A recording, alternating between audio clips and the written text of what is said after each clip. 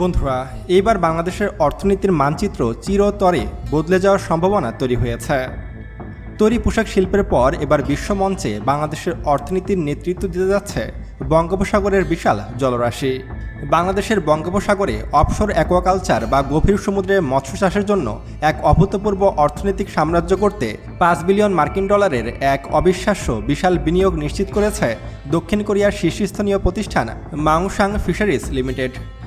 আর এটি বাংলাদেশের জন্য কোনো রকম সাধারণ প্রকল্প নয়, বরং দেশের ইতিহাসে ব্লু ইকোনমি বা সুনীল অর্থনীতি খাতে আসা সবচেয়ে বড় একক বিদেশি বিনিয়োগ এটি।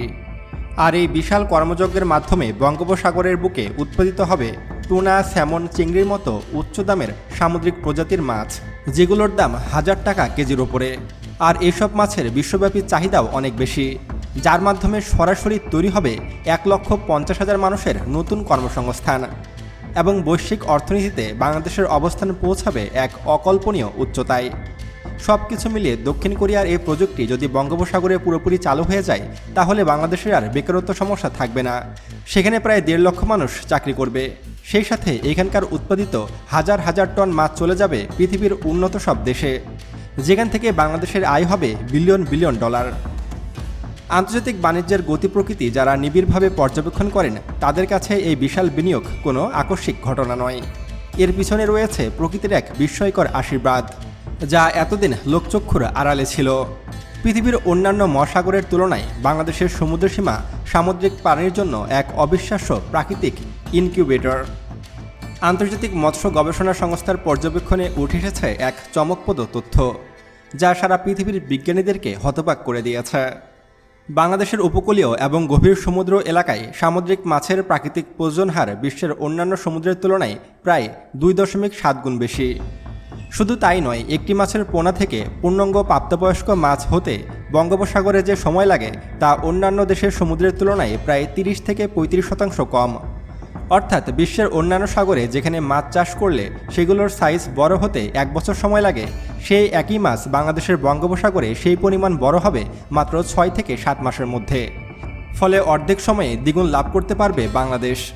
তবে এই অবিশ্বাস্য দ্রুত মাছের বৃদ্ধির পিছনের বৈজ্ঞানিক কারণটি কিন্তু আরও বেশি চমকপ্রদ। বাংলাদেশ মূলত পৃথিবীর বৃহত্তম বদ্বীপ।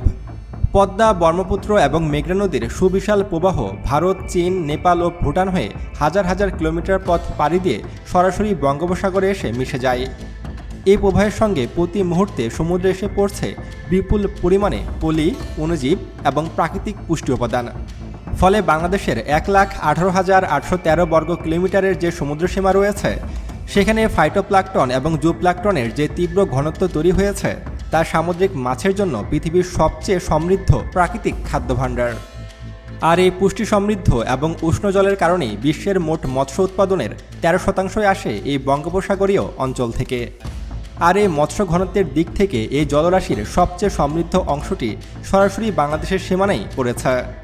অর্থাৎ বাংলাদেশের বঙ্গোপসাগর যেন মহান আল্লাহ তাআলার একটি আশীর্বাদ, যেখানে সামুদ্রিক মাছের জন্য বিপুল পরিমাণে খাদ্য মজুত রয়েছে।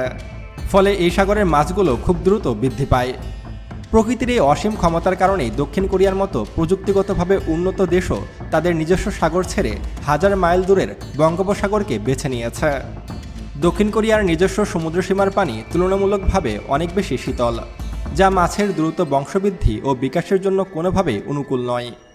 সেখানে আধুনিক প্রযুক্তি থাকা সত্ত্বেও প্রাকৃতিক বৈরিতার কারণে মৎস্য উৎপাদনে ধীরগতি দেখা যায়।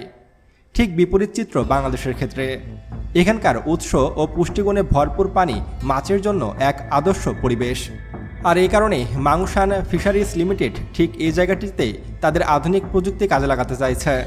প্রতিষ্ঠানটির প্রধান নির্বাহী কর্মকর্তা লি গু জু সম্প্রতি বাংলাদেশের বাণিজ্যমন্ত্রী খন্দকার আব্দুল মুক্তাদিরের সঙ্গে সরাসরি সাক্ষাৎ করে আগামী 5 বছরের মধ্যে ধাপে ধাপে এই $5 বিলিয়ন বিনিয়োগের চূড়ান্ত ঘোষণা প্রদান করেছেন, যা নতুন করে বঙ্গোপসাগর নিয়ে সারা পৃথিবীতে আলোচনা সৃষ্টি করেছে। আর এই বিশাল মেগা প্রকল্পের মূল লক্ষ্য বাংলাদেশের স্থানীয় বাজার নয়, এর সম্পূর্ণ লক্ষ্য আন্তর্জাতিক বাজারের একচেটিয়া নিয়ন্ত্রণ করা। কোরিয়ান এই প্রতিষ্ঠানটি বঙ্গোপসাগরের বুকে বিশাল আকারের খাঁচা বা কেস কালচার পদ্ধতিতে স্যামন, টুনা, কাঁকড়া এবং উচ্চ মূল্যের সামুদ্রিক শৈবাল চাষের মেগা প্ল্যান হাতে নিয়েছে। এখান থেকে উৎপাদিত বিশ্বমানের সামুদ্রিক মৎস্য সরাসরি রপ্তানি হবে যুক্তরাষ্ট্র, জার্মানি, ফ্রান্স, চীন, জাপান, তাইওয়ান সহ ইউরোপ ও এশিয়ার শীর্ষ অর্থনীতির দেশগুলোতে। এমনকি মধ্যপ্রাচ্যেও এখানকার মাছ রপ্তানি করা হবে। বিশেষ করে সৌদি আরব, কাতার, কুয়েত, বাহরাইন এইসব দেশে এখানকার মাছ রপ্তানি করা হবে। বাংলাদেশের মিঠা পানির মাছ উৎপাদন যেখানে এরই মধ্যে 51 লাখ মেট্রিক টন ছাড়িয়ে বিশ্বে দ্বিতীয় অবস্থান নিশ্চিত করেছে, সেখানে নোনা পানির এই বিশাল শূন্যতা পূরণ করতে কোরিয়ান এই বিনিয়োগ এক জাদুকারী ভূমিকা পালন করবে। এখানকার পানিতে উৎপাদিত মাছের স্বাদ আন্তর্জাতিক মানদণ্ডে সর্বোচ্চ পর্যায়ে হয় বিশ্বজুড়ে এই পণ্যের চাহিদা ও দাম আকাশচুম্বী হবে।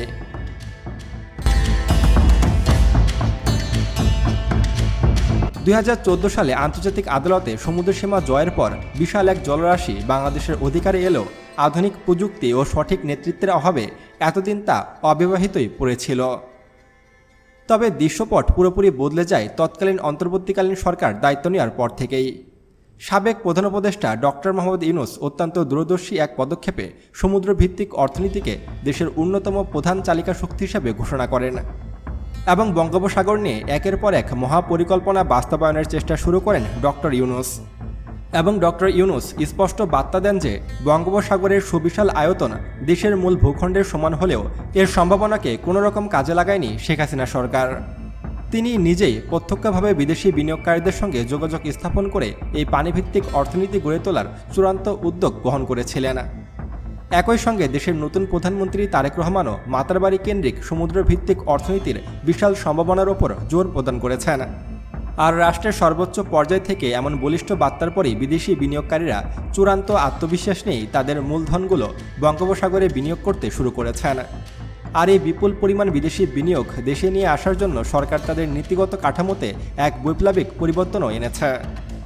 সম্প্রতি 2026 সালের বাজেটে সমুদ্রে মাছ চাষের প্রয়োজনীয় কাঁচামাল এবং ভারী যন্ত্রপাতি আমদানির ওপরে সম্পূর্ণ শূন্য শুল্ক প্রদান করা হয়েছে। অর্থাৎ বিদেশি বিনিয়োগকারীরা যখন বঙ্গোপসাগরে তাদের মাছ চাষের জন্য বিভিন্ন ধরনের মেশিনারিজ নিয়ে আসবে, তখন তার উপরে কোনো রকম ট্যাক্স দিতে হবে না সরকারকে। এক কথায় সমুদ্রের মৎস্য চাষের জন্য এক প্রকার জিরো ট্যাক্স নীতি প্রদান করেছে বাংলাদেশ সরকার। আর এ কারণেই বঙ্গোপসাগরে হুমড়ি খেয়ে পড়েছে বিদেশি বিনিয়োগকারীরা। বাংলাদেশ বিনিয়োগ উন্নয়ন কর্তৃপক্ষ বা বিডার চেয়ারম্যান আশিক চৌধুরী নিশ্চিত করেছেন যে সরকারের এই যুগান্তকারী পদক্ষেপের ফলে শুধু দক্ষিণ কোরিয়াই নয়, বরং জাপান, নরওয়ে, নেদারল্যান্ডস এবং চীনের মতো বৈশ্বিক পরাশক্তিগুলোও এখন বঙ্গোপসাগরে মেরিকালচার পদ্ধতিতে বিশাল অঙ্কের বিনিয়োগ করতে আনুষ্ঠানিকভাবে আগ্রহ প্রকাশ করেছে। আর একটি দেশের অর্থনীতিকে রকেটের গতিতে এগিয়ে নিতে এর থেকে বড় সুযোগ আর দ্বিতীয়টি হতে পারে না। যেখানে বঙ্গোপসাগর খালি পড়ে আছে, যেখান থেকে আমাদের তেমন কোনো আয় হচ্ছে না, সেখানে যদি বিদেশি বিনিয়োগকারীরা বিনিয়োগ করে, মৎস্য চাষ করে এবং সেখানে যদি প্রায় 1.5 লাখ মানুষের কর্মসংস্থান সৃষ্টি হয় বাংলাদেশিদের, তাহলে এর থেকে ভালো আর কোনো কিছুই হতে পারে না। বর্তমান বিশ্বে বিশাল শিল্প গড়ে তোলার জন্য সবচেয়ে বেশি প্রয়োজন হয় দক্ষ জনশক্তির। বাংলাদেশ ঠিক এই জায়গাটিতেই বিশ্বের অন্যান্য দেশকে পিছনে ফেলে দিয়েছে। হাজার বছর ধরে বাংলাদেশের উপকূলীয় জেলেদের মাছ ধরা এবং সাগরের সঙ্গে লড়াই করার এক প্রাকৃতিকভাবে জন্ম নেওয়ার দক্ষতা রয়েছে বাংলাদেশি জেলেদের। তাদেরকে যদি সমুদ্রে মাছ চাষের প্রশিক্ষণ দেওয়া হয়, তারা খুব আনন্দের সঙ্গে এই কাজ করতে পারবে। আর সেই সাথে যদি যুক্ত হয় কোরিয়ানদের অত্যাধুনিক প্রযুক্তি, তাহলে এই বঙ্গোপসাগরই হয়ে উঠবে বাংলাদেশের নতুন বৈদেশিক মুদ্রা আয়ের এক অন্যতম প্রধান রাস্তা, যেখানে আর আমাদেরকে তৈরি পোশাকের দিকে চেয়ে থাকতে হবে না। আমরা মাছ বিক্রি করে বছরে $1 বিলিয়ন আয় করতে পারবো।